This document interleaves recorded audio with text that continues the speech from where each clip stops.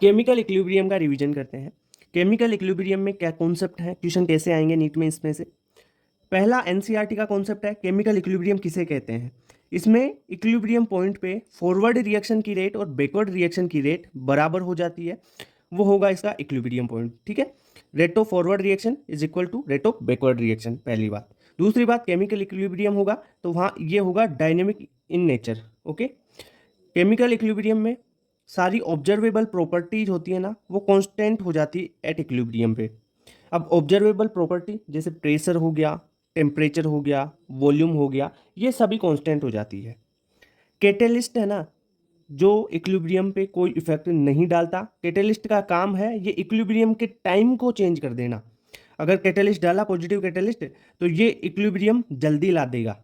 ठीक है, उसकी रेट वगैरह को चेंज नहीं कर पाएगा ये, यानी catalyst no effect on equilibrium. ये इंपॉर्टेंट पॉइंट ध्यान रखना। ठीक है, इक्विलिब्रियम पे डेल्टा जी जीरो होता है, ये तो आपको पता ही है, थर्मो में बता दिया था ये, और इलेक्ट्रो में बता चुका था मैं। ओके, तो ये केमिकल इक्विलिब्रियम का बेसिक चीज है, जो एनसीईआरटी की लाइंस है ना, उनको बताया है मैंने। अब देखते हैं law of mass action. Law of mass action क्या कहता है, इसका स्टेटमेंट देख लो। Rate of reaction is proportional to produced concentration. जो कंसंट्रेशन प्रोड्यूस होगी यानी उसका एक्टिव मास होगा वो, of reacting species each raise to power their stoichiometry. देखो सिंपली बात है, ये क्या कहना चाह रहा है वो बताता हूँ। मान लो कोई रिएक्शन है, ए प्लस बी से सी और डी बना, यहाँ पे स्मॉल ए, स्मॉल बी, स्मॉल सी और स्मॉल डी इसके स्टाइक्योमेट्रिक कोफिशिएंट है। अगर आप रेट ऑफ रिएक्शन लिखना चाहते हो तो फॉरवर्ड के लिए लिख लो आप, रेट ऑफ फॉरवर्ड रिएक्शन इस ए और बी के लिए, फॉरवर्ड के लिए, तो ये सीधे प्रोपोर्शनल होगा ए और ए की स्टाइक्योमेट्री पावर ए के साथ, और बी के में जो बी की स्टाइक्योमेट्री है वो उसके पावर में। ठीक है, इस प्रोपोर्शनल को उठाने के लिए कांस्टेंट लगाया के एफ क्या हो गया यहाँ पे जो है, rate constant of forward reaction. Okay, वैसे ही आप बैकवर्ड रिएक्शन के लिए लिख लो, बैकवर्ड रिएक्शन में प्रोडक्ट ले लो आप सी और डी। ठीक है, कंसंट्रेशन सी, उसकी स्टाइक्योमेट्री उसके पावर में, वैसे ही कंसंट्रेशन ऑफ डी, उसकी स्टाइक्योमेट्री उसके पावर में। इस प्रकार कर लेंगे तो के बी बराबर ये हो जाएगा कंसंट्रेशन, तो के बी यहाँ पे क्या है, rate constant for backward reaction.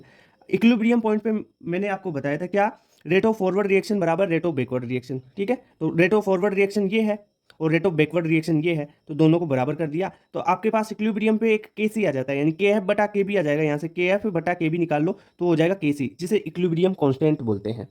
समझ में आई बात कुछ। इक्विलिब्रियम कांस्टेंट की बात करते हैं, केसी से डिनोट किया जाता है इसको। इक्विलिब्रियम कांस्टेंट क्या है, ratio of rate constant of forward reaction to backward reaction, यानी फॉरवर्ड रिएक्शन का रेट कांस्टेंट बटा बैकवर्ड रिएक्शन का रेट कांस्टेंट आपका केसी होता है, जिसे इक्विलिब्रियम कांस्टेंट बोलते हैं। ठीक है, या आप ratio of concentration of product to concentration of reactant is each raise to power their stoichiometry, यानी प्रोडक्ट की, ये सी और डी प्रोडक्ट है, ठीक है, उनकी कंसंट्रेशन और उनका स्टाइक्योमेट्री उसके पावर में। ठीक है, बटा जो रिएक्टेंट है उसकी कंसंट्रेशन, ये हो गया ए और बी का, और ए के पावर में ए की स्टाइक्योमेट्री, बी के पावर में बी की स्टाइक्योमेट्री, इस प्रकार से लिखेंगे। तो के सी क्या हो गया, के एफ बटा के बी, या इनके कॉन्सेंट्रेशन और उसके पावर में स्टाइक्योमेट्री, प्रोडक्ट बटा रिएक्टेंट। ये है प्रोडक्ट की, ये नीचे वाली रिएक्टेंट के लिए। ठीक है, ये समझ में। अब एक तो केसी होता है, ये समझ में आ गया इक्विलिब्रियम कांस्टेंट। एक केपी और होता है, केपी होता है ये equilibrium constant in terms of partial pressure के टर्म्स में। वैसे अपन ने सी के लिए यहाँ पे कंसंट्रेशन लिखी है ना, वैसे ही आप सी के लिए पार्शियल प्रेशर लिख दो, फिर डी का पार्शियल प्रेशर यानी प्रोडक्ट का पार्शियल प्रेशर और उसकी स्टाइक्योमेट्री कोफिशिएंट उसके पावर में, बटा रिएक्टेंट का पार्शियल प्रेशर और उसकी स्टाइक्योमेट्री उसके पावर में हो जाएगी, तो ये केपी की वैल्यू आ जाती है। ठीक है, केपी भी इक्विलिब्रियम कांस्टेंट है एट, ये है in terms of partial pressure में। रिलेशन होता है केपी और केसी में एक, वो क्या है, केपी बराबर केसी इंटू आर टी की power delta N G. Delta N G क्या होता है, gaseous moles of product minus gaseous moles of reactant. इसके बारे में डिटेल से आगे अपन पढ़ेंगे। बात करते हैं रिलेशन बिटवीन केपी एंड केसी के बारे में। फॉर्मूला होता है केपी बराबर केसी इंटू आर टी की पावर डेल्टा एन जी। अब यहाँ पे बच्चों को डेल्टा एन जी निकालने में दिक्कत आती है। जो डेल्टा एन जी है ना, वो क्या होता है, जो प्रोडक्ट है उसके गैस में कितने मोल है, प्रोडक्ट के गैसियस मोल में से रिएक्टेंट के गैसियस मोल आप घटा दोगे तो आपके पास डेल्टा एन जी निकल के आ जाएगा। ठीक है, इतनी बात क्लियर। दूसरी बात, न्यूमेरिकल में कैसे अप्रोच करोगे, अगर ये निकाल लिया आपने डेल्टा एन जी, देखो डेल्टा एन जी अगर पॉजिटिव है तब केपी केसी से बड़ा होगा, डेल्टा एन जी नेगेटिव है तब केसी बड़ा होगा केपी से। ठीक है, और अगर डेल्टा एन जी जीरो है तो केपी बराबर केसी हो जाएगा। ठीक है, तो ये एक कंडीशन आती है कि डेल्टा एन जी जीरो हो तब के पी बराबर के सी होगा। और दूसरी कंडीशन एक और होती है, अगर टेम्परेचर आप 12 केल्विन लोगे तो आप यहाँ पे आर ले लोगे, क्या टेम्परेचर 12 केल्विन ले लिया तो आर 1/12 होता है। ओके, तो ये 1 हो जाएगा ना आर टी, तो इसलिए यहाँ पे के पी बराबर के सी हो जाएगा। अगर टेम्परेचर 12 केल्विन ले लेते हो और डेल्टा एन जी जीरो ले लेते हो तो दोनों ही कंडीशन में के पी बराबर के सी हो जाता है। ठीक है, यूनिट्स की बात कर लेते हैं। के सी की यूनिट मोल बटा लीटर की पावर डेल्टा एन जी होगा। डेल्टा एन जी यहाँ से जो भी आएगा वो उसकी पावर में लगा देना, उसकी पावर हो जाएगी के सी की यूनिट हो जाएगी। के पी की यूनिट है एट होती है एटीएम की पावर डेल्टा एन जी। अब एटीएम प्रेशर की यूनिट है तो उससे देख लेना के पी, और कॉन्सेंट्रेशन है तो मोल बाई लीटर। इस प्रकार आप देख सकते हैं। करेक्टरिस्टिक्स ऑफ इक्विलिब्रियम कांस्टेंट की बात करते हैं। जो इक्विलिब्रियम कांस्टेंट होता है ना, वो हमें एक्सटेंट ऑफ रिएक्शन के बारे में जानकारी देता है। एक्सटेंट ऑफ रिएक्शन के बारे में कैसे जानकारी देगा?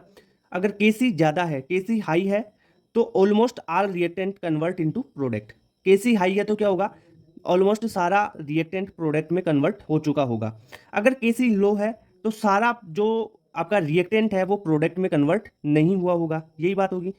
ठीक है, दूसरा पॉइंट है कि at equilibrium all observable properties are constant. अब ऑब्जर्वेबल प्रॉपर्टी कौन कौन सी है? जैसे टेम्परेचर हो गया, वॉल्यूम हो गया, प्रेशर हो गया, डेंसिटी हो गया, केसी हो गया, केपी हो गया, ये सभी इक्विलिब्रियम पे कांस्टेंट होती है। ठीक है, तीसरी पॉइंट है कि KC and KP can only change by changing temperature. ये तो आपको क्वेश्चन पीवाईक्यू भी आया हुआ है कि केसी और केपी ओनली टेम्परेचर चेंज करने पर चेंज होते हैं एक इंडिविजुअल के लिए। ठीक है, while writing an equilibrium constant write only gaseous substance और इन सॉल्यूशन, यानी एक्वस मीडियम वाला। अपन प्योर सॉलिड और प्योर लिक्विड के लिए अपन नहीं लिख सकते हैं इक्विलिब्रियम कांस्टेंट, लिखते हैं तब कंसंट्रेशन। क्यों? क्योंकि इसका एक्टिव मास होता है ना प्योर सॉलिड और प्योर लिक्विड का, वो जीरो होता है, तो जीरो को आप लिखोगे ही नहीं ना। एक्टिव मास अब होता क्या है कि मोल्स बटा वॉल्यूम का जो रेशियो होगा ना, मोल बटा वॉल्यूम, मोल बटा वॉल्यूम होगा एक्टिव मास। ठीक है, देखो इंपॉर्टेंट पॉइंट है, केमिकल इक्विलिब्रियम के क्वेश्चंस आते हैं ना न्यूमेरिकल, उनमें ये काम देगा। कोई किसी प्रकार से आप रिएक्शन में चेंज करते हो तब उसके इक्विलिब्रियम कांस्टेंट में क्या चेंज आता है। मान लो कोई एक रिएक्शन है, उसका इक्विलिब्रियम कोफिशिएंट के है, ठीक है, सिंपल के।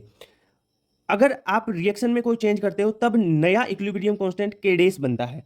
तो कैसे कैसे चेंज होगा? अगर आप रिएक्शन को रिवर्स कर दोगे, रिएक्शन को उल्टा कर दोगे, तो के डेस क्या हो जाएगा? 1/k हो जाएगा, यानी 1 में चले जाएगा। ठीक है, रिएक्शन रिवर्स करते ही। ठीक है, अगर स्टाइकियोमेट्री को हाफ कर दोगे, ठीक है, तो नया इक्विलिब्रियम कांस्टेंट क्या हो जाएगा? पुराने का की पावर हाफ। अगर आपने स्टाइकियोमेट्री हाफ कर दी तो के की पावर हाफ हो जाएगा। अगर स्टाइकियोमेट्री डबल कर दी तो के की पावर डबल हो जाएगी, यानी के स्क्वायर हो जाएगा।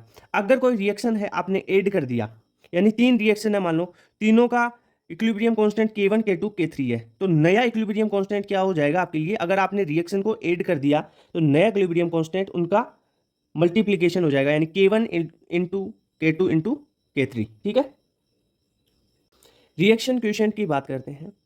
रिएक्शन क्वोशिएंट को किसी भी टाइम पे लिख सकते हैं, और अपन इक्विलिब्रियम कांस्टेंट होता है ना, वो ओनली इक्विलिब्रियम पे ही लिखा जा सकता है। पर रिएक्शन क्वोशिएंट को आप क्यूसी है जिसे बोलते हैं, उस क्यूसी को किसी भी टाइम पे रिएक्शन के लिए आप लिख सकते हैं। क्यूसी कैसे लिखोगे? प्रोडक्ट बटा रिएक्टेंट। अब प्रोडक्ट है तो प्रोडक्ट का कोई स्टाइकियोमेट्री होगा तो उसको पावर में लगा दो, प्रोडक्ट की पावर। अगर रिएक्टेंट का कोई स्टाइकियोमेट्री है तो रिएक्टेंट की कंसंट्रेशन और उसका पावर में उसका स्टाइकियोमेट्रिक कोफिशिएंट। जैसे एक रिएक्शन है 1A गैस से 3B गैस बन रहा है, तो इसके लिए क्यूसी लिखो आप। क्यूसी कैसे लिखोगे? देखो पहले तो क्या लिखना है ऊपर? प्रोडक्ट, प्रोडक्ट बी है तो बी की कंसंट्रेशन, पावर क्या लगाना है? स्टाइकियोमेट्री, बी की स्टाइकियोमेट्री 3 है तो बी की पावर 3 हो जाएगा।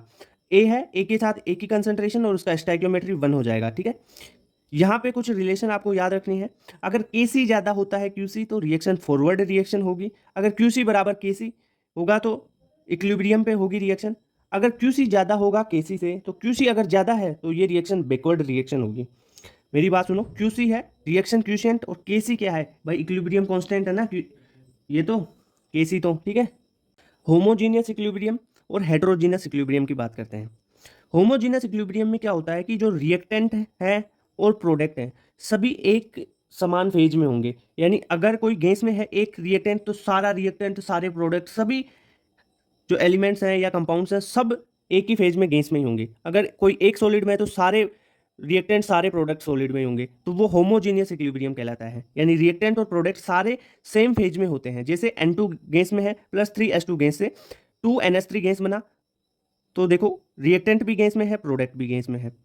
उसके विपरीत अपन बात करें हेट्रोजीनस इक्विलिब्रियम।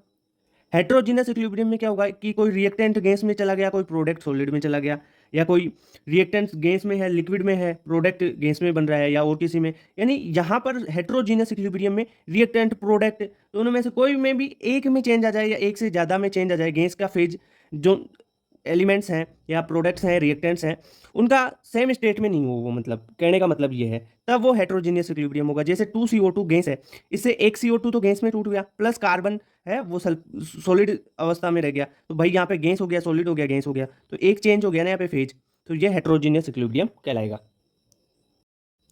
अब बात करते हैं गिब्स फ्री एनर्जी की।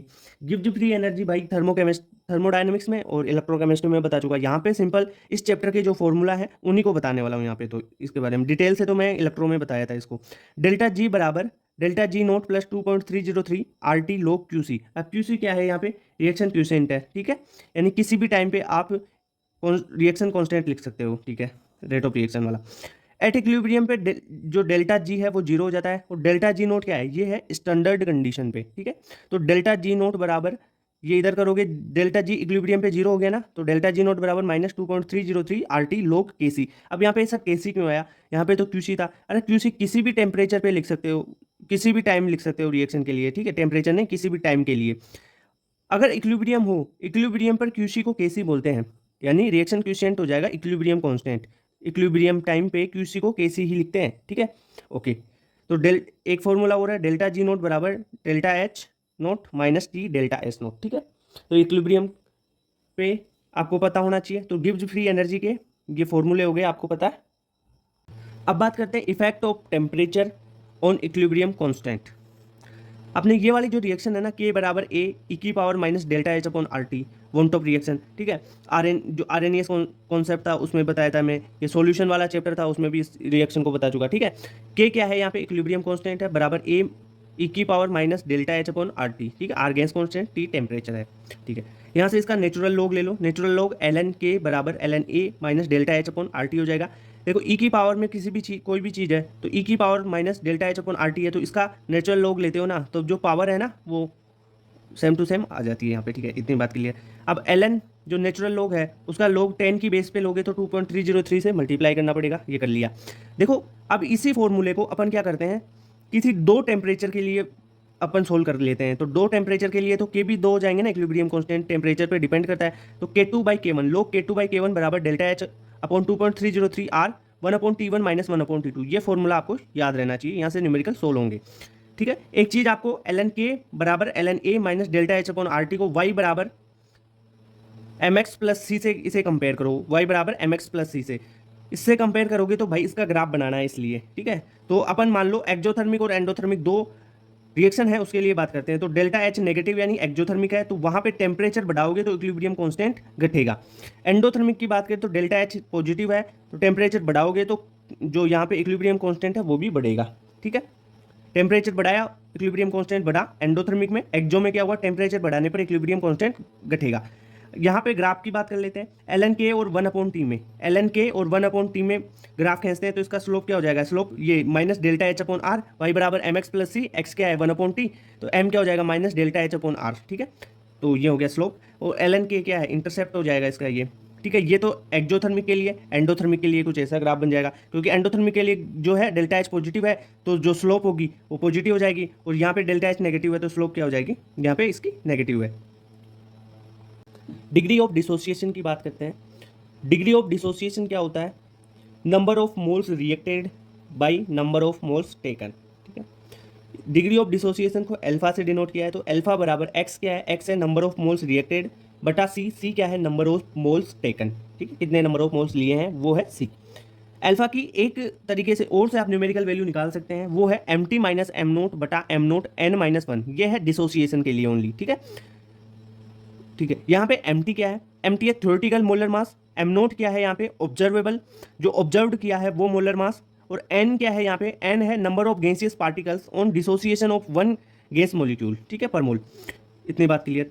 आप यहाँ पे जो मोलर मास है ना, उसको आप वेपर डेंसिटी से भी सब्स्टिट्यूट कर सकते हो। मोलर मास बराबर 2 इंटू वेपर डेंसिटी होता है, ठीक है। तो इसको टू इंटू वेपर डेंसिटी करोगे तो भाई टू तो सारे में कॉमन आके कट जाएगा, तो D T minus D nought बटा D nought N minus one. अब यहाँ पे डी टी क्या है, theoretical vapour density, D nought क्या है, ऑब्जर्व्ड वेपर डेंसिटी, ठीक है, एन क्या है, वही number of gases particles on dissociation of one gas molecule.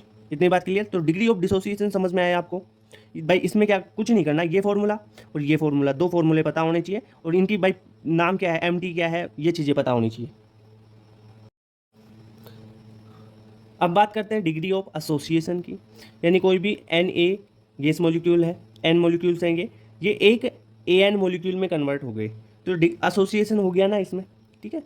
तो डिग्री ऑफ एसोसिएशन अल्फा, ये होता क्या है, नंबर ऑफ मोल्स एसोसिएट बटा नंबर ऑफ मोल्स टेकन, ठीक है। अल्फा की एक तरीके से और वैल्यू निकाल सकते हैं अपन मोलर मास से, M T minus M nought बटा M nought into one by N minus one, ठीक है। अब यहाँ पे एम टी क्या है, एम टी है theoretical molar mass, M nought है ऑब्जर्व्ड मोलर मास, यहाँ पे एन क्या है, एन है number of gases particle combine to form one molecule in product, ठीक है। अब आप जो ये मोलर मास है इसको वेपर डेंसिटी से भी सब्स्टिट्यूट कर सकते हो। क्या क्या होता है रिलेशन, मोलर मास बराबर two into vapour density, molar mass बराबर टू इंटू वेपर डेंसिटी। अब देखो यहाँ पे टू इंटू वेपर डेंसिटी लिखोगे तो टू तो कॉमन आके कट जाएगा, तो बचेगा क्या, अल्फा बराबर D T minus D nought बटा D nought into one minus one बटा एन माइनस वन। अब यहाँ पे डी टी क्या है, डी टी है theoretical vapour density, D nought है क्या, ऑब्जर्व्ड वेपर डेंसिटी, और एन है वही number of gaseous particle combine to form one molecule in product. तो ये डिग्री ऑफ एसोसिएशन समझ में आया क्या आपको, क्लियर। ली चैटलियर प्रिंसिपल भाई बिल्कुल सिंपल तरीके से समझा दूंगा, ठीक है, सारे इसके कॉन्सेप्ट समझा दूंगा। ली चैटलियर प्रिंसिपल बोलता क्या है, ये कहता है कि at equilibrium if any of observable property is changed then equilibrium will shift that direction which will nullify its change. यानी इक्विलिब्रियम पे आप किसी ऑब्जर्वेबल प्रॉपर्टी में कोई चेंज करते हो, ठीक है, चेंज किया किसी ऑब्जर्वेबल प्रॉपर्टी में, तब इक्विलिब्रियम किधर शिफ्ट होगा, इक्विलिब्रियम उधर शिफ्ट होगा ली चैटलियर प्रिंसिपल के हिसाब से जिस डायरेक्शन में आपने जो चेंज किए हैं उनको खत्म करने की क्षमता हो, उन्हें नलिफाई करने का पावर हो, ठीक है, समझ में आया चीज। जैसे अपन अब बात करते हैं, अब ये कुछ पॉइंट्स के रूप में ली चैटलियर प्रिंसिपल है, कॉन्सेंट्रेशन ऑफ रिएक्टेंट के बारे में है, क्या effect of concentration of reactant पे क्या इफेक्ट पड़ेगा, आपने रिएक्टेंट की कंसंट्रेशन ली, अगर रिएक्टेंट की कंसंट्रेशन इंक्रीज हुई है तो इक्विलिब्रियम फॉरवर्ड डायरेक्शन में शिफ्ट होगा, ठीक है, यानी क्यों होगा, क्योंकि वो उसके इफेक्ट को नलिफाई करना चाहेगा। अगर रिएक्टेंट की कंसंट्रेशन डिक्रीज हुई है तो इक्विलिब्रियम बैकवर्ड रिएक्शन यानी बैकवर्ड साइड में शिफ्ट होगा, ठीक है।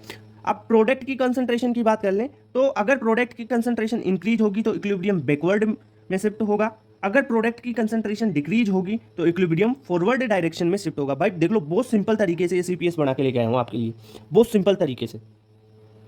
ली चैटलियर प्रिंसिपल में इफेक्ट ऑफ टेम्परेचर की बात करते हैं। इफेक्ट ऑफ टेम्परेचर से रिएक्शन की फॉरवर्ड या बैकवर्ड डायरेक्शन पे कैसे इफेक्ट पड़ता है, देखो दो टाइप की रिएक्शन की बात करेंगे अपन, एक तो एंडोथर्मिक रिएक्शन जिसका डेल्टा एच पॉजिटिव होता है उसके बारे में, एक होती है एक्जोथर्मिक रिएक्शन यानी उसमें एनर्जी रिलीज हो रही है, डेल्टा एच नेगेटिव होता है उसका, ठीक है। एंडोथर्मिक रिएक्शन की बात कर लेते हैं पहले, डेल्टा एच पॉजिटिव है यानी रिएक्शन एब्जॉर्ब हो रही है यहाँ पर, ठीक है सर। यहाँ पर अगर टेम्परेचर को इंक्रीज करोगे तब इक्विलिब्रियम किधर जाएगा, तो इक्विलिब्रियम फॉरवर्ड डायरेक्शन में शिफ्ट हो जाएगा, ठीक है। अगर एंडोथर्मिक रिएक्शन में टेम्परेचर डिक्रीज करते हो तो equilibrium shift towards backward reaction, ठीक है। एक्जोथर्मिक रिएक्शन में बात करें तो टेम्परेचर को अगर इंक्रीज करोगे तो इक्विलिब्रियम बैकवर्ड रिएक्शन की साइड में जाएगा, बैकवर्ड टाइप में जाएगा। अगर यहाँ पर एक्जोथर्मिक में ही आप टेम्परेचर को डिक्रीज करते हो तो इक्विलिब्रियम फॉरवर्ड डायरेक्शन में शिफ्ट होगा। भाई ये सीपीएस है, बहुत मेहनत से बहुत तरीके से इन कॉन्सेप्ट को तैयार किया हुआ है। ली चैटलियर में एक्जोथर्मिक और एंडोथर्मिक में ये चीज़ समझाने में बहुत बड़ी बात हो जाती है। कुछ टीचर तो भाई अच्छे से आधे आधे घंटे में नहीं समझा पाते इस टॉपिक को, अपन ने 1 मिनट में इस टॉपिक को बहुत अच्छे से कर लिया, देख लो। ली चैटलियर प्रिंसिपल में effect of pressure and volume की बात करते हैं। अब आपने पीवी बराबर कांस्टेंट तो सुना होगा ना, यानी पी इनवर्सली प्रोपोर्शनल 1/v, यानी प्रेशर और वॉल्यूम का जो रिलेशन होता है वो इनवर्सली प्रोपोर्शनल वाला होता है, यानी प्रेशर इंक्रीज होगा तो वॉल्यूम डिक्रीज होता है। इतनी बात तो क्लियर पता है ना। अगर आपने प्रेशर को इंक्रीज किया या वॉल्यूम डिक्रीज किया, एक ही बात है, प्रेशर इंक्रीज करो या वॉल्यूम डिक्रीज करो, दोनों एक ही बात है। तब क्या होगा, मान लो इंक्रीज किया प्रेशर को, तब इक्विलिब्रियम किधर शिफ्ट होगा, जिस साइड में गैसियस मोल कम है, रिएक्शन में जिस साइड में गैसियस मोल कम है उस साइड इक्विलिब्रियम शिफ्ट हो जाएगा रिएक्शन का। अगर आपने प्रेशर को कम कर दिया और वॉल्यूम को बढ़ा दिया, प्रेशर कम किया या वॉल्यूम बढ़ाया एक ही बात है, तो इक्विलिब्रियम किस साइड शिफ्ट होगा? Equilibrium number of gaseous moles जिधर ज़्यादा होंगे उस साइड में इक्विलिब्रियम शिफ्ट हो जाएगा। इतनी बात क्लियर? अरे मतलब क्या है इसका? मतलब है भाई देख, इंक्रीज करो प्रेशर को या वॉल्यूम को डिक्रीज करो, सेम ही तो बात है ये। क्या मतलब क्या है? देखो यार, आपने पढ़ा होगा पी वी बराबर कॉन्स्टेंट होता है, तो पी इनवर्सली प्रोपोर्शनल 1/v। तो यहाँ से प्रेशर को बढ़ाओगे तो वॉल्यूम घटेगा ना अपने आप ही। इतनी सी बात नहीं पता है क्या? ली चैटरलियर प्रिंसिपल की बात करते हैं। इसमें effect of addition of inert gas at constant volume and constant pressure पे। ठीक है, अगर आपने इनर्ट गैस मिला दी रिएक्शन में कांस्टेंट वॉल्यूम पे, तो भाई इक्विलिब्रियम पे कोई भी इफेक्ट नहीं पड़ता है इसका। ठीक है, अगर कांस्टेंट प्रेशर है और आपने इनर्ट गैस मिला दी रिएक्शन में, तब क्या होगा? तब इक्विलिब्रियम उस साइड शिफ्ट होगा जिधर गैस के मोल ज़्यादा होंगे। दोबारा सुनो, अगर आपने रिएक्शन में इनर्ट गैस मिला दी और कांस्टेंट प्रेशर पे मिलाई है, कांस्टेंट प्रेशर पे मिलाई है, तब इक्विलिब्रियम उधर शिफ्ट होगा जिधर ज़्यादा नंबर ऑफ गैसियस मोल होंगे। ठीक है, अगर कांस्टेंट वॉल्यूम पे इनर्ट गैस मिलाते हो, तब क्या होगा? कोई भी इफेक्ट नहीं पड़ेगा। ठीक है भाई, ये टॉपिक समझाने में ना टीचर्स को आधा आधा घंटा लग जाता है। अपन ने बिल्कुल शॉर्ट तरीके से इसको 1 मिनट में कर लिया। ठीक है, effect of addition of inert gas, constant volume पे कोई इफेक्ट नहीं पड़ता, कांस्टेंट प्रेशर पे इक्विलिब्रियम उधर जाएगा जिधर greater number of gaseous mole होंगे, यानी ज़्यादा गैसियस मोल होंगे। Okay, clear? Bye bye, Tata.